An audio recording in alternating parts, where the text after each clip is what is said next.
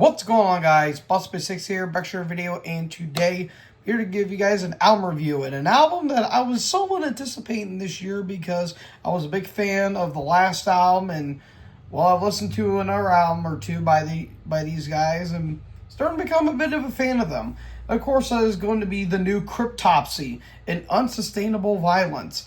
This album comes out on the, crap, I didn't write down, the 19th, or no, it comes out today, actually, on the 20th of 2025, or the 20th of June of 2025. Man, I am messing up my words today. I bigly apologize for that. But this comes out on Seasonally Missed Records.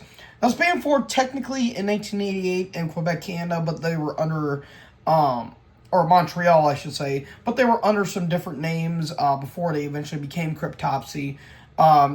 Initially in 1992, but they technically formed in 88, so there you go there. Now, I did go over to these guys' last album, As Gomorrah Burns, which I thought was a pretty good album for the most part.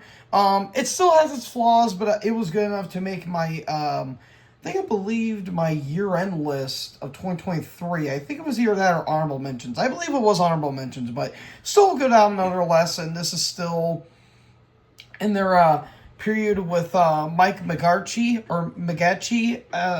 on the vocals, who was more so a deathcore or metalcore-like vocalist, and they've been long past with, Lord War, Mike DeSalvo, and all that stuff, so yeah, and I was kind of curious to see how this album was going to be because it's only been 2 years since their last one, and this is, pretty big deal for these guys, and I was, again, somewhat anticipating this one because I was a bit of a fan of the last one.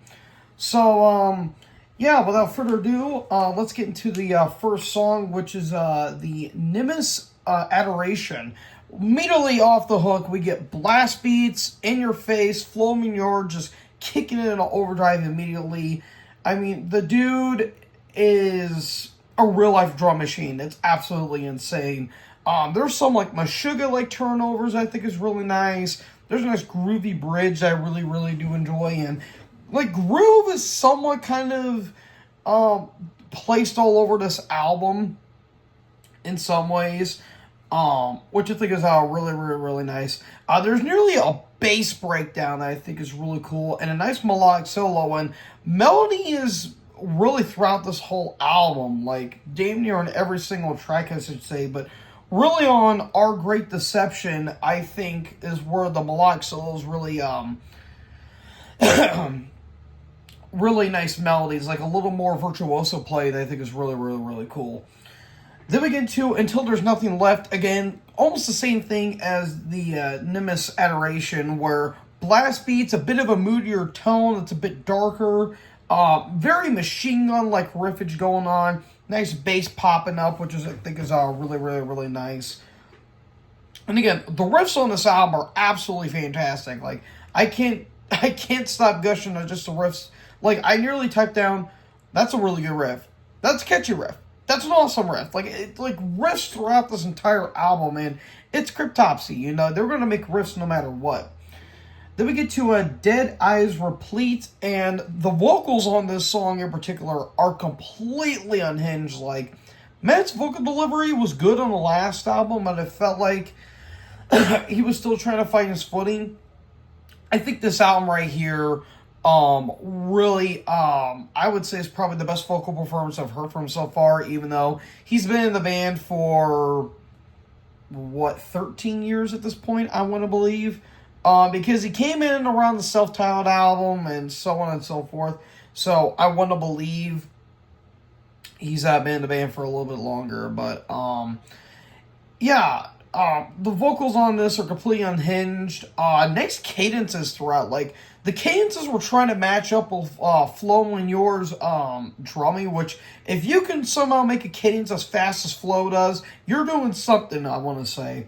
Again, there's a nice groove to it. Kind of a thrashy kind of riffs towards the end, which I think is really nice. Kind of something kind of similar to, I don't know, maybe Sadist, maybe in terms of that, because of that more technical style, I think is really, really, really nice. Then we get to A Fool's Last Acclaim. All I wrote was turnover heavy because it's nothing but turnovers. I mean, it's almost like Brett Favre was making this song. But, yeah, it's very turnover heavy. It really reminds me of, like Defeated Sandy, and that's the same thing with Embrace the Melody, that's track 7. That actually features Mike DeSalvo doing a bit of a vocal spot, which I think is really nice. Yeah, that really reminds me a lot of Defeated Sandy, which I think is really, really, really nice. But then we get to track 5, and probably my favorite track on the entire album, The Art of Emptiness. More of a blackened kind of tone to it. Like, the riffs kind of have a bit of a black metal vibe, which I think is really cool. Bit of a spoken word at the beginning, and then the melodies kick in. There's a nice, like, Dying Fetus-like groove to it, which I think is really nice. So, yeah, more of that more brutal style. There is a little bit of a Suffocation vibe that I get throughout this whole album because, well, Suffocation had more of a technical flair to them, especially early on and now in where they're at now in their career. But, yeah, really nice kind of like Dying Fetus like groove that I thought was really nice. Then we get to our Great Deception that I talked about. Again, the nice melodic solos I thought were cool, but very kind of spacey-esque beginning because with, you know, The Art of Emptiness had like a bit of a spacey, I guess somewhat of a synth towards the end of that song that leads into this one. And it has like a very nice sort of an acoustic intro, but then, you know, everything just kicks in overdrive. The vocals are very snarly on this one in particular. There's breakdowns I think were really nice. And I really do think it really reminds me a lot of Decapitated. Like, Decapitated, I feel like, is kind of all over this album as well. Because, you know, that's a very technical band, too, especially very early in their career, like Nelly and Winds of Creation, for example. But, yeah, I really do like the more kind of technical flair that they have going on here. Then we get to Embrace the Melody, which, again, features Mike DeSalvo, which was the vocalist after Lord Worm, my apologies. Wordlerm, I guess that's a thing. But yeah, again, a lot of the Defeated Sandy vibes on that song in particular, like full-on Defeated Sandy, almost to a lesser extent. That's a band I do really need to get into one day, but I've heard clips of them, and I've heard a couple songs by them. Yeah, you can really tell that Defeated Sandy may have pulled a song like this. Then we get to Malicious Needs, which is the final song. Very catchy riffs I found on this song in particular. Like, there is a little bit of a catchy riffs kind of sprinkled throughout this whole album amidst of the chaos. Very big Decapitated vibe on this one. And then it kind of shifts into a moodier tone midway where it kind of feels like the song is going to, you know, transition into like the more melodic style, but then it's like a big bait and switch that I think is kind of cool, that it kind of gets more like more darker and a little more depressive in a way with this tone that they're giving, and then like the creepy shrieks at the end, and then it ends off with like a bit of a haunting atmosphere at the end of the song, which I think is really, really, really nice. So yeah, overall songwriting wise and song structure, I think this album is top notch. The vocals are really good. I really love the guitars on this album, the drums. Again, it's Flo Munoz. That dude's going to kick an overdrive whether you like it or not.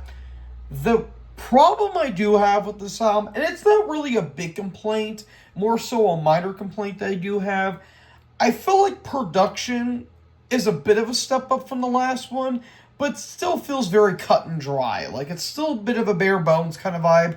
But I do think that this album, at least the songs, have a lot more character to them. It's not just cut cloth and generic, you know, technical, brutal death metal songs. No. I do think there's a lot of good songwriting credibility, and there's a lot of character to this album. I just felt like the production didn't really boost a lot. In terms of that, you could still hear, you know, the bass pop up, which I think is nice. But it feels like whenever the blast beats come in, it feels like the guitars kind of get buried a little bit in the mix. But it's something that really bothered me all too much. It just felt like it could have been, the production could have been better. I believe, hold up really quick. I believe the producer for this album is, let me check really quick here. Christian Donaldson. He mastered, mixed, engineered, produced this whole thing. Yeah, I feel like production could have been a little bit better, but that's just a minor gripe that I have. But overall, this is a very short album, too. It's like 33 minutes and some change.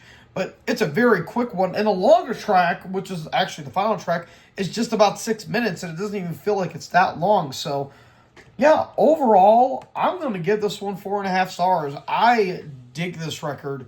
And I really do think it's one of Cryptopsy's better albums that they've done, at least in a good while. So, yeah, I really, really dig this album. So, if you like, you know, Defeated Sandy, Suffocation, Decapitated, Dying Fetus, you know, that kind of like more brutal bands with a little more technical edge to them, you'll love this album. So, yeah, overall, 4.5 stars for me. So, guys, what did you think about the new Cryptopsies and Insatiable Violence? Let me know in the comment section below. I believe, am I saying that wrong? Saying that word right? Or is it, it's attainable? I usually get that word mixed up, so feel free to let me know in the comment section below. But what do you guys think about this new Cryptopsy album? Let me know in the comment section below. Make sure you guys leave a like, leave a comment, tap the big red subscribe button, and tap the bell so when I upload, you guys will be notified. Thank you guys so much for watching this video. Most importantly, join the herd. Talk to you guys next video. Peace out.